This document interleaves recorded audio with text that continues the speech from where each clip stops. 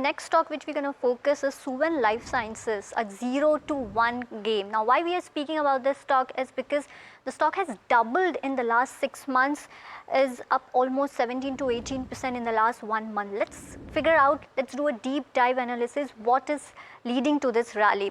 Suven develops molecules which are focused on your CNS space, which treats your brain and spinal cord, and they develop novel therapies and has owns global IP, also provide contract research services as well.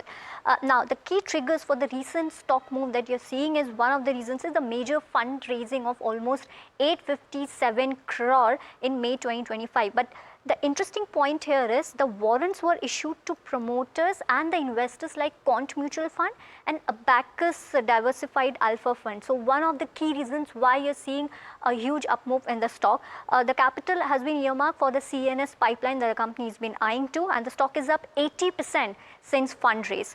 Now let's see why investors are bullish on this company despite company making huge losses, and you never know, for the next 2 to 3 years company may continue making losses. Now if I were to talk about in FY23, the loss was almost 118 crore, which jumped to almost 161 crore of loss in FY25, but still the stock is doubled in last 6 months. Why?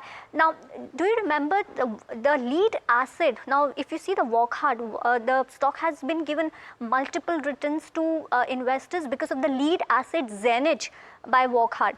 Even few days back we had a lead asset by Glenmark Pharma also, that is ISB 2001, which is a lead asset which led to huge returns for Glenmark also.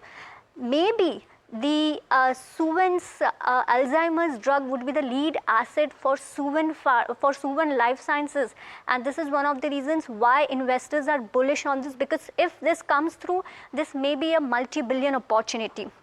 Let's see the key pipelines that the Suven has. One is their Alzheimer drug, which is the drug has been developed for agitation in Alzheimer's patients, currently in phase 3 global trials. The data readouts is expected in in 2026 or 2027, and this represents a multi-billion dollar opportunity for Suven Life Sciences. The other few drugs which are in pipeline is, one is chronic neurological disorder, which is engaged in FDA for phase 3 trial, and the data from phase 3 is expected in 2027.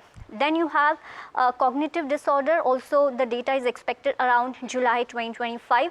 Even for major depressive disorder also the results are expected for early 2027.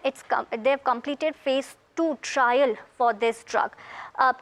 Talking about the R&D pipeline, so these are the key assets where Suven is betting huge, and that's one of the reasons why they did 857 crore of fundraise, and people are betting on these drugs. Now talking about the R&D pipeline and outlook, if you see, success in even one of the licensing product could mean significant revenue and could change Suven Life Sciences into other company.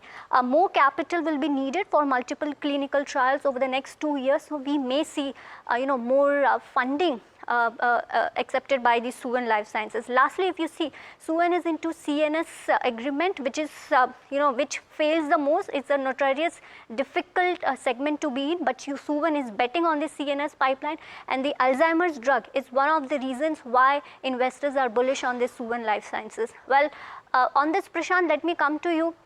How are you tracking Suven Life Sciences? Because people or other investors are very bullish considering the huge pipeline that the company has.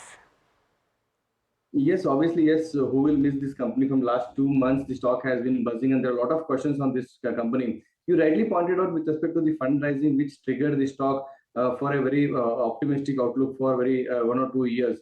The Alzheimer product is obviously right. It is a multi-billion-dollar business opportunity. If something goes really very well, the stock can even still go higher from the current levels. Overall, very much bullish. But again, with respect to price action, the stock has almost doubled from the recent lows. So that would be a very cautious for a fresh investors to get into the stock. So overall, we have to wait and watch and buy more on the dips, not at the current levels. Not at current levels, buy on dip should be the strategy. I think it's an opportunity miss so far. But Varsha, great details that you've got for the viewers as well with